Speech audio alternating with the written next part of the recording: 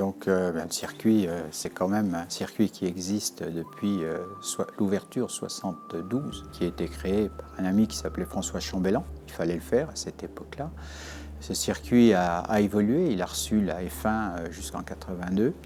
Donc, et puis après, effectivement, les demandes étaient plus importantes, les installations, il s'est monté le Castellet, il s'est monté après Manicourt, et puis les circuits ont changé. Donc nous avons décidé de vraiment redonner un avenir au circuit. Nous étions conscients complètement de son histoire, mais en même temps qu'il fallait lui redonner un avenir, c'est-à-dire le rendre, je dirais, compétitif pour le futur. On a réfléchi avec l'équipe, on a vraiment réfléchi avec l'équipe. On s'est dit, bon, voilà ce qu'il y a. On s'est mis à visiter, parce qu'on a quand même une période hivernale de 3 mois, donc on en a profité pour visiter les autres circuits en France et à l'étranger. En même temps, on a fait une fiche écrite gentiment à tous nos organisateurs et aussi aux pilotes en leur disant, pour vous, quelle est la plus belle installation ? Et dans les installations, quel est le plus bel endroit ? On sait, nous, où on a besoin de choses essentielles, qui est le local vidéo. Donc, on est allé en prendre un peu à Barcelone, on est allé en prendre à Castellet, on est allé en prendre un peu au Mans, à Spa, Hockenheim, etc. Après ça, on a demandé à des architectes de nous faire un projet. On a choisi un architecte qui, par son coup de crayon, son organisation, s'est très bien placé. On a choisi que des entreprises régionales.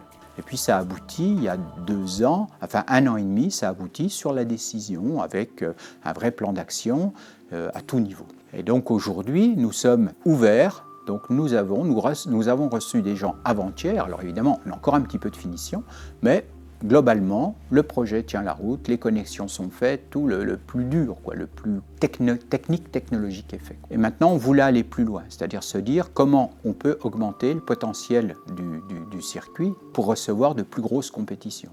On fait partie du patrimoine, et ça, je pense que tout le monde le reconnaît aujourd'hui, c'est un peu difficile, mais tout le monde le reconnaît. Maintenant, il fallait aller un peu plus loin, amener des services supplémentaires. On l'a fait, on est en train de le faire, ça va se passer sur 2, 3, 4, 5 ans. Et puis, je pense qu'après ça, on sera dans les très beaux circuits, à taille humaine, et surtout géographiquement très bien placés. C'est bien pour tous, et puis on est très très content de mettre ce projet en route dans cet esprit-là.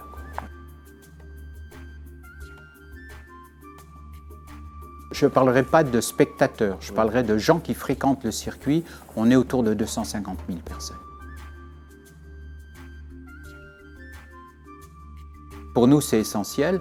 On a un circuit qui va très très vite, plus longue ligne droite de France, 1 km 100. Donc ça finit, ça déboule à 280, 300 à l'heure en bout de ligne droite, voire plus pour certaines motos. Donc il n'y a pas de journée non médicalisée. Ça, c'est pas possible. Et sécurité avant tout. On aime la vitesse, on veut que les passionnés viennent là pour vivre leur passion, mais la passion avec raison. C'est un vrai projet, je crois que ce n'est pas un projet d'entrepreneur qui se regarde en disant « oui, c'est vraiment un projet aussi pour tous, pour les passionnés, pour les gens qui nous entourent, pour tout ». On a vu les maisons d'hôtes s'accélérer autour de nous d'une façon importante, tant mieux. Je suis content aussi que tous nos amis hôteliers, partenaires, restaurateurs et tout travaillent aussi et des retombées. Je sais que quelques-uns investissent un peu pour redonner de l'image du circuit chez eux. Et ça, on a des gens formidables avec nous à ce jour. Bienvenue au circuit, pour tous ceux qui veulent venir.